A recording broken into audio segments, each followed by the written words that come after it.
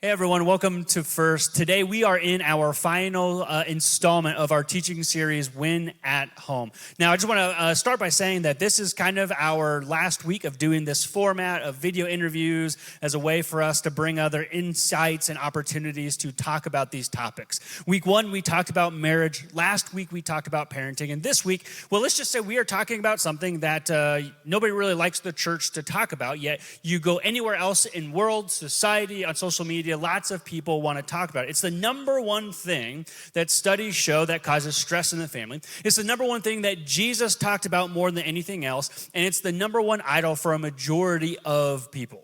And it's also probably the number one thing that you're like, do we really have to go there and talk about this? And the answer is yes, because we care about you, because we love you, because we want you to win at home. Today, we are tackling this idea of finances in our homes. Now, did you know that the average American, studies show, the average American is 90 times richer today than the average individual throughout history? Yet, the average household today only gives to charity 1.3% of their income, whereas even in eras of economic downturn, such as the Great Depression, houses were giving almost 3.3% of their income. Now, why do I say this? This isn't to guilt you, unless it's working. No, I'm just kidding. But it is to kind of talk about this idea that as time goes on, we have this tension, we have this battle, this stress with the things in the world, material stuff, our money that we hold so tightly onto. And our world does a very, very good job of marketing to that. Get this new house, buy that new car, get a promotion, get more square footage, flush up your 401k as much as you can, and there you will find meaning, you will find identity, you will find value and purpose. Maybe you've been there before. I know I have. I know in my life with my wife and in my home, we have had struggles over money. What do we do with it? What do we do when we get more? What do we do when we feel like we don't have enough? And it's caused a lot of tension. And so what we are trying to hopefully aid in this series or in this specific topic today is to maybe help us all identify a manner, some tools, some habits, some conversations that will allow us to not feel that tension so much. Chances are, in your home, you have had some sort of maybe discussion, argument, disagreement on, well, what do we do with our paychecks? Maybe it's, what do we do? How do we spend money? How do we know when to upgrade something or not? Or maybe there's been tension of, well, do we give our money away back to the church or another charity or something along those lines? No matter what, I think it's safe to say for a lot of us, learning to handle money better is something that we'd love to do. And I'm a firm believer that having a specific mindset, a Christ-centered view of money and how the Bible talks about going about leveraging it is one of the most beneficial things that we can do. Matthew chapter 6 is one of Jesus' most famous passages about money. He's kind of attacking this idea of materialism because kingdom living is about living for God and others first. He says this in Matthew chapter 6. So if you have a Bible, you can turn to Matthew 6. But he says these words. He says, "Do not store up for yourselves treasures on earth where moth and vermin destroy, where thieves break in and steal, but store up for yourselves treasure in heaven where moth and vermin do not destroy and where thieves do not break in and steal." Verse 21, he says, "For where your treasure is, there your heart will be also. No one can serve two masters. Either you hate one and love the other, and you are devoted to one and despise the other. You cannot serve both God and money." Kind of what today is going to be about is how do we practically live this out? Jesus makes a pretty quick connection that for a lot of us, our heart can sometimes be torn between God and money. And if we are following after money, finances as the number one priority in our life, what it's going to do is going to cause some trouble, some hardship, some confusion in our homes, in our personal lives, in our relationships, because we find ourselves serving an idol instead of serving the one true God. And so what do we do with this tension, this idea here that when we live in a world where money makes things happen, And we're not going to say, like, we all need money. We need to pay rent. We need to pay mortgages. We need to pay for bills. We need money in some ways to live and survive. However, money is also proven to be a fickle mistress. How do we balance that? So I want to give you a couple thoughts as we start today, and then we're going to have one of my friends come over, and we're going to talk a little bit about some practicals as well. So here's the first thing. I'm going to write some notes here, but the first thing that I want to share, kind of a first note, if you're a note taker, you can write this down. But number one of the best things that we can do is have the mindset that God owns everything. He owns all. That's one of the first things that I think is important for us. Psalm chapter 24, verse 1 says, "The earth is the Lord's, everything in it, the world and all who live in it." And so here's the thing, is what if you and your household, what if you viewed your house, your money, your property, your stuff, your cars, everything in it, not as yours, but the Lord's? What if the question changed from, well, what do we have or what do we get to spend? Instead, if we had this viewer mindset that it all belongs to God, doesn't that change the question? The question is no longer, what do I get to spend? Rather, if it belongs to God, the question is, what do I get to keep? I think sometimes we need to get rid of this leftover mentality that we have when it comes to finances in our home. That leftover mentality being that, well, I'm going to manage my own life. I'm going to manage my own household, my own finances first, and then God gets the leftovers, if there are any leftovers. And let's be honest, for a majority of us, there aren't leftovers. The average American today has over $5,000 in credit card debt. Some studies say that the average person today living in our world spends 120%. I'm going to write that down. Spends 120% of their monthly income. You know what that means?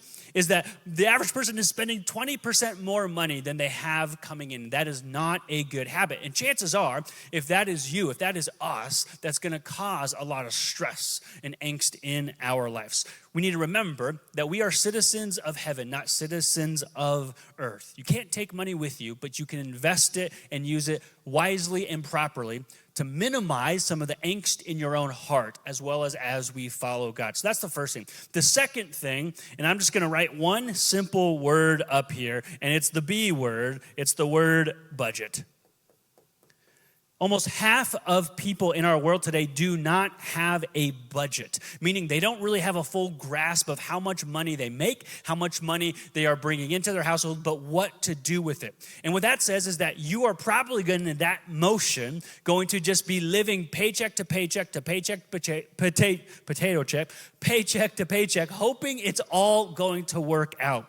The book of Proverbs offers a lot of wisdom when it comes to our money. Here's a couple of them. Proverbs chapter 21, verse 5 says, "The plans of the diligent lead to profit, as surely as haste leads to property." Verse 20 of chapter 21 says, "The wise store up for themselves food and olive oil." That was their form of currency back then. "But fools gulp down theirs." Proverbs chapter 3, verse 9 says, "Honor the Lord with your wealth, with the first fruit of all your crops." And so here's just a quick tool, a quick thing of like, what does a budget look like? It's to always try to leverage or use only 100%, but that's not to spend 100%, but to go in this format. I call it the 10, 10, 80.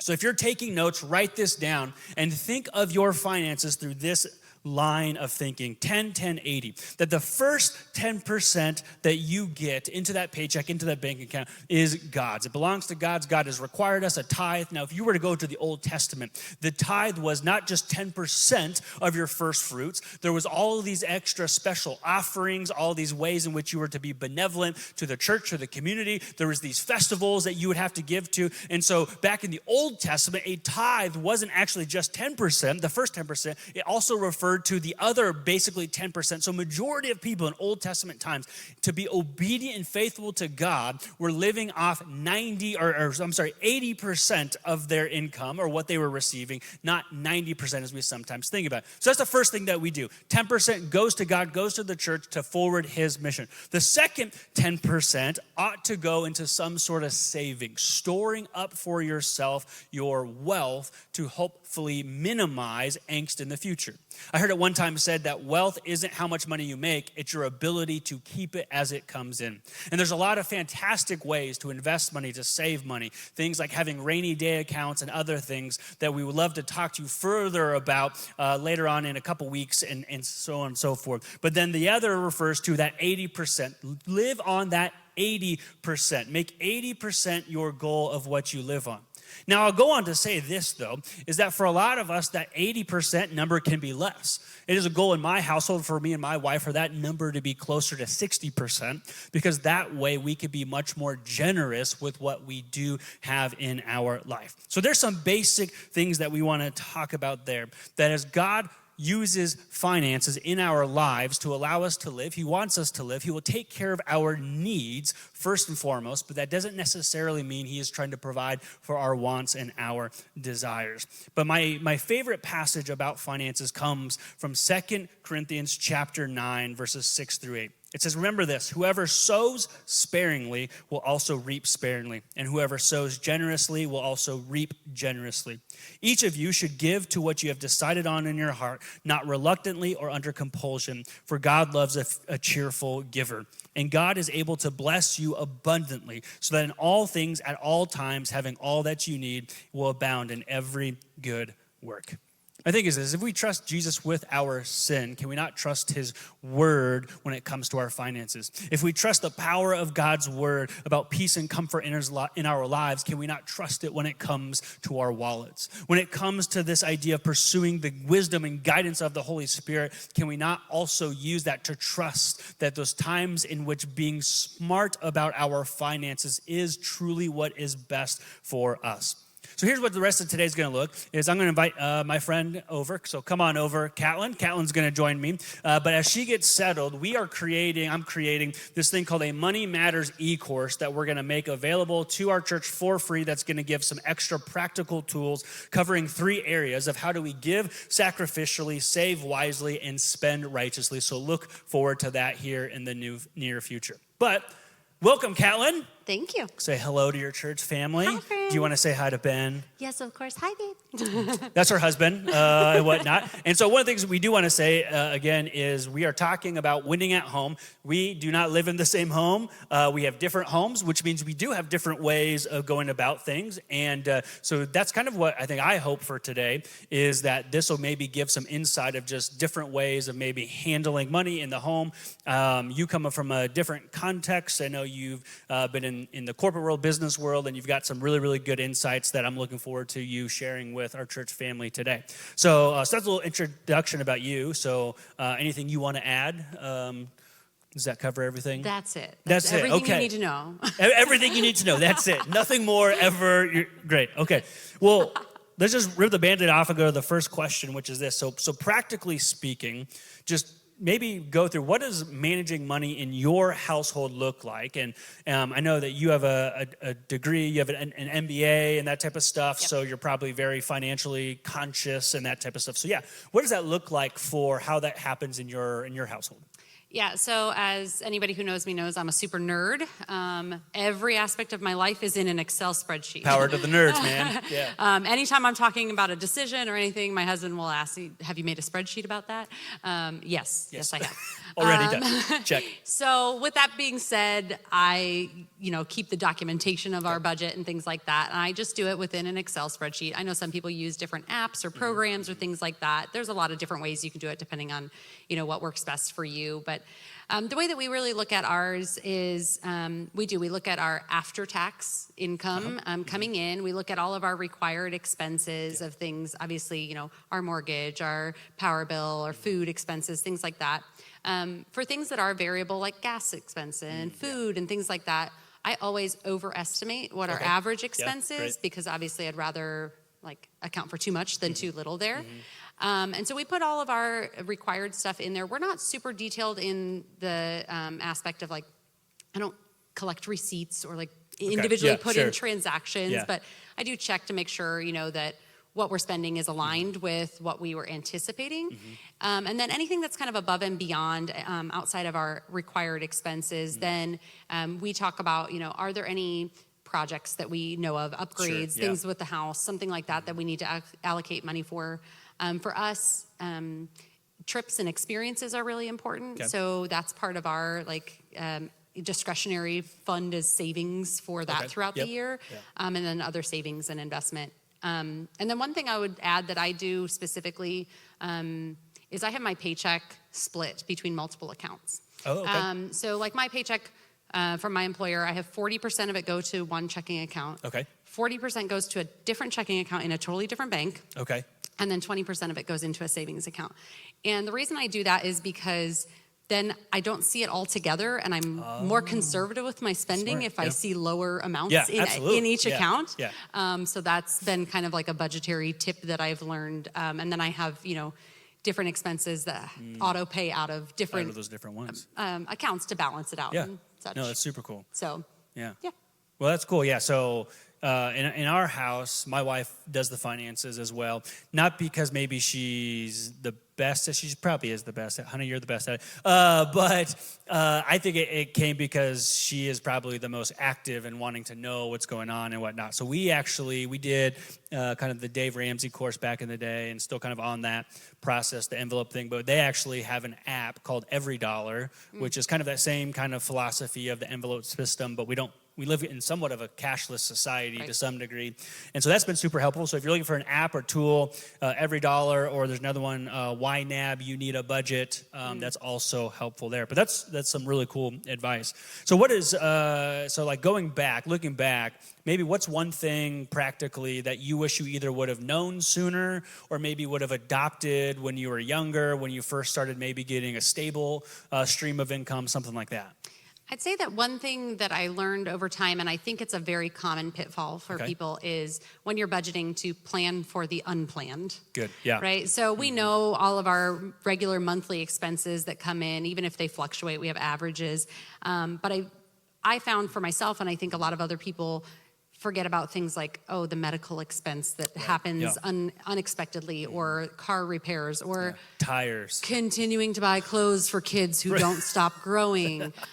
Things like that happen like irregularly throughout the year. absolutely, yeah. And just, so we look at it kind of on an annual basis Yeah. and say, this is about how much we spent last year on these various things. Okay. And then we just budget for that monthly. Gotcha. Even though within an individual month, we may not spend money Right, on that right. thing.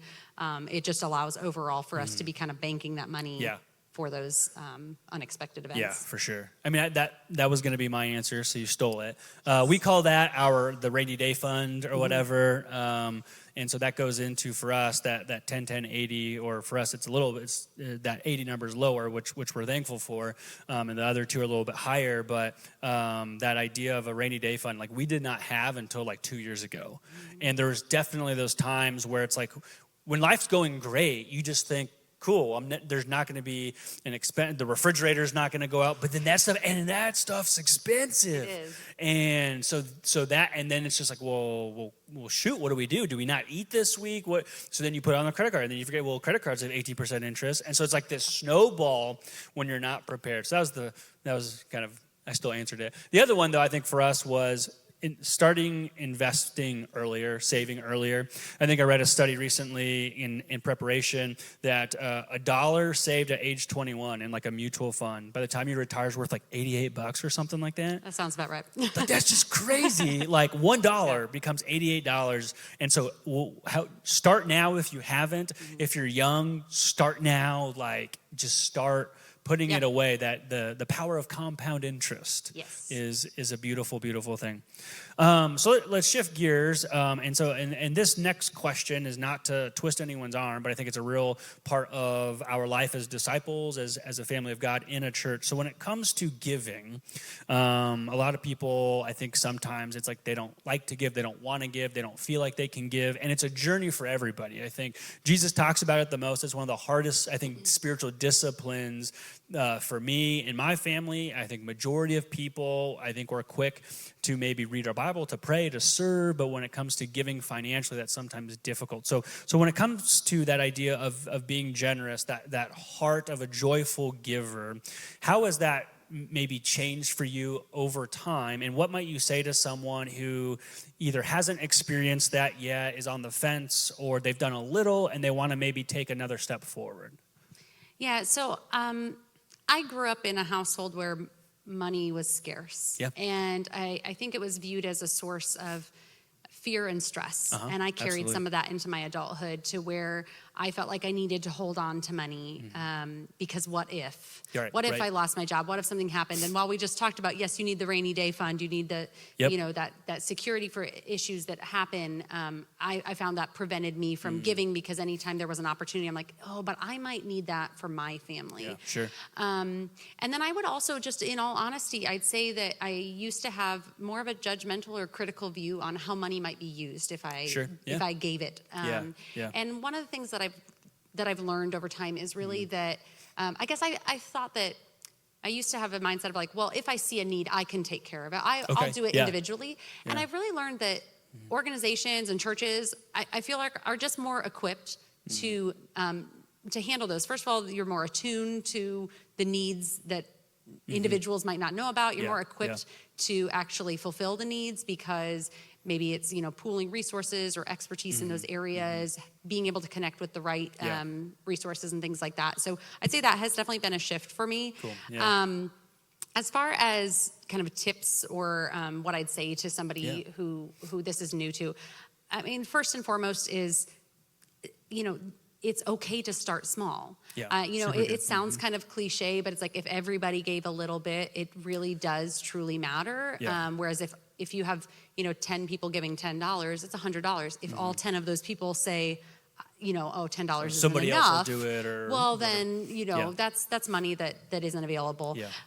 But I would also encourage, we include any charitable giving is a required expense in our budget. It's Okay. its own line item. It's not the after the fact, Yeah. what we have left over, because Sure. I think you're more likely to then allocate that somewhere else, Yeah. or spend it on your fund money stuff, or things like that. So that becomes a required expense. And I think we tend to view, obviously, money is a finite resource, and we Yeah. think of it in that way, Yeah. in the sense that, like, if I give it away, I won't have any. But I think just one thing I've really learned over time about generosity in general, whether it's money or other things, is that the more that I pour my cup, the more it is filled. And I will say that it may not be a one-to-one thing. It might Sure, not be that yeah. I'm giving money and I'm getting money. Right. But I have learned, that God does not leave us empty. Yeah, no, that's super good. It's tough. I love what you said, that starting small is a great place. I think sometimes we see that command of 10%, and it's like, whoa, and I think and for our household, when I was first in ministry, and I think my first annual salary was less than $25,000. Giving 10% actually was easier, because it's I don't know, it's a couple $100. Here you go, type of deal, right? But then as time goes on and you make more, and that number rises, and I think so many of us, one of the biggest struggles I think we have, not in a bad ways, but as we make more money, if we're have the ability to, maybe I should say that's never a given. We also want to raise our standard of living at that same rate, Yes. and sometimes it begins to outpace it, and that can cause a lot of angst. But that's super good. Yeah. So you kind of mentioned that growing up, you were in a home in which money was, since it was scarce, it created a lot of tension. And then, but even people with a lot of money, if you've got a big house and big mortgages and boat payments or all that, none of that's inherently wrong or evil. So know me when we say that. But it can it can always still create tension. Is there anything that you have learned to help maybe alleviate that, or keep that from maybe getting too strong of a hold in your life?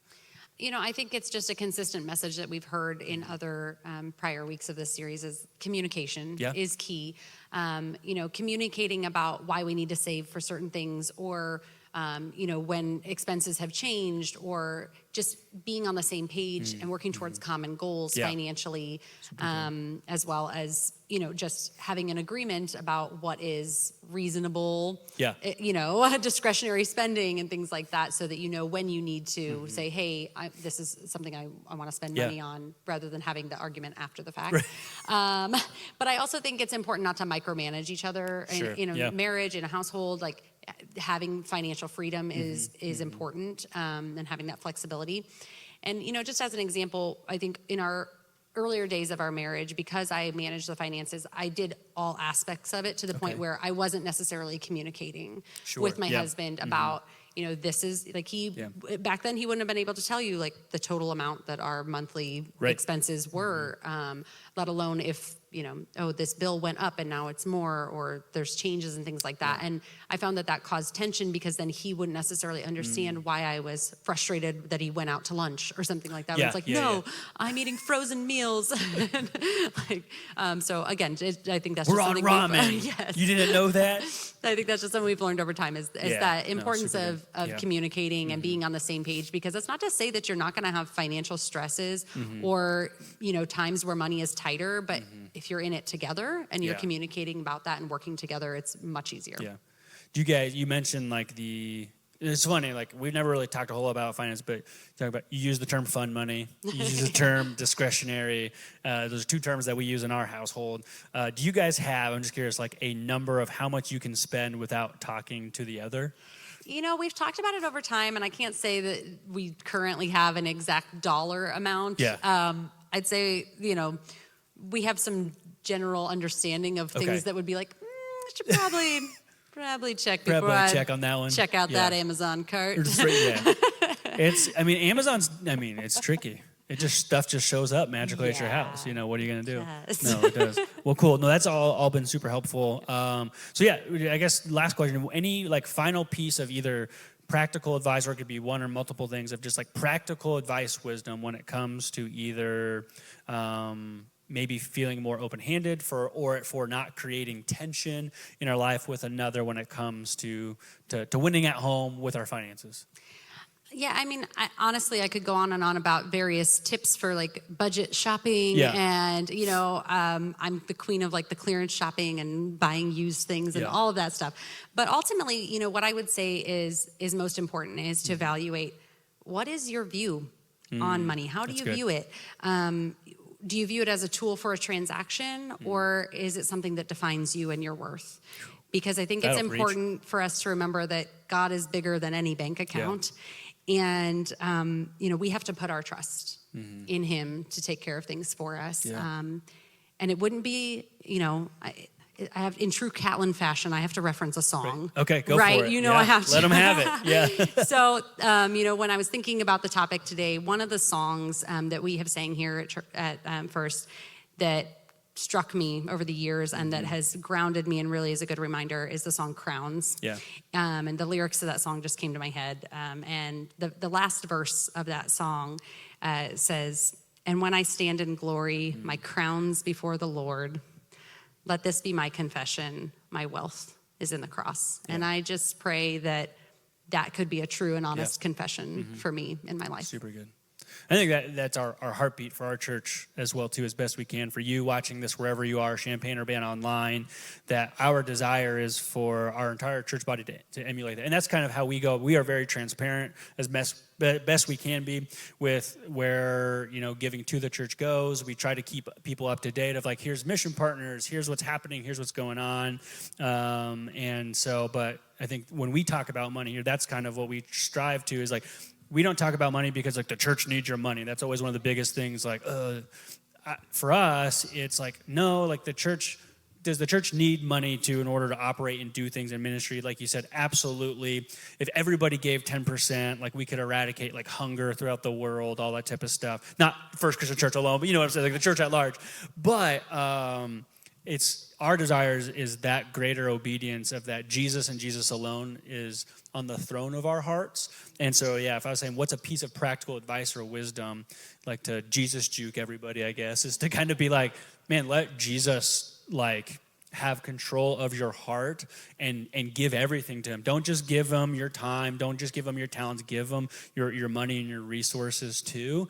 And he will surprise you over and over and over again of how much he is faithful to take care of you. So awesome. Well, thank you so much for sharing with us, taking part of your day. And hopefully this has been helpful for those of you here watching. Thank you for joining in for us in this teaching series, Win at Home.